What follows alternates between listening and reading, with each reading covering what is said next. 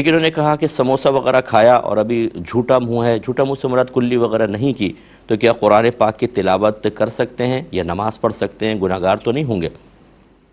دیکھیں، تلاوت قرآن میں تو کوئی پرابلم نہیں ہے، آپ بالکل کر سکتے ہیں۔ نماز کے اندر یہ ہے کہ اگر آپ نے زیادہ کھایا اور بڑے بڑے منہ میں ذرات موجود ہیں تو مناسب نہیں ہے کہ بغیر کلی کے آپ پڑھیں، اس لیے کہ وہ ذرات حلق میں جائیں گے تو اور دوران نماز ایک ایسی ادب کی حالت قائم رکھنا لازم ہے جس میں اس طرح کے دنیاوی امور سے کنارہ کشی اختیار کرنا ضروری ہے۔ اگرچہ فقہ نے یہ فرمایا کہ اگر کوئی چیز کھائی ہے اور آپ نے نماز سٹارٹ کر لی اور وہ دانتوں میں پھنسی ہوئی چیز حلق سے نیچے اتر گئی اور وہ چنے کے برابر موٹی نہ ہو، اس سے کم درجے کی ہو، تو پھر وہ معاف ہوتی ہے، کیونکہ جب منہ کو بند کر لیں تو یہ ایسا ہے جیسے اندر کا حصہ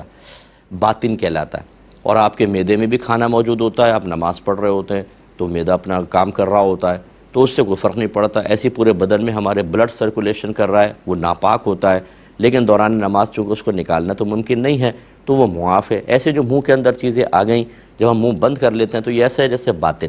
اور وہ باطن کے اندر کوئی چیز موجود ہے، کوئی فرق نہیں پڑا، زیادہ یہ ہوا کہ ایک باطن سے اور مزید باطن میں چلی گئی۔ لیکن اگر موٹا ہو چنے کے برابر تو یہ بالکل ایسا ہوگا جیسے خارج سے کوئی چیز آپ نے کھا لی۔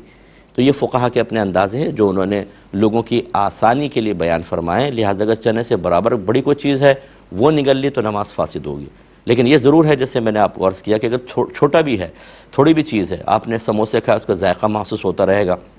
دوران نماز، اور خاص طور پہ امام کے پیچھے مزے آتے رہیں گے، منہ میں مرچ مسالے کا ذائقہ، اور پھر وہ اسی طرح چیزیں اترتی رہیں گی، مناسب نہیں ہے، کلی کر کے کرنا چاہیے۔ خلاصہ کلام یہ ہے کہ اگر چنے سے برابر چھوٹے ہیں اور آپ نے کلی نہیں کی، گناہ نہیں ہے، لیکن زیادہ مکروہ تنزیہی کہہ لیں اس کو کہ شریعت کو ناپسند ہے۔ ایک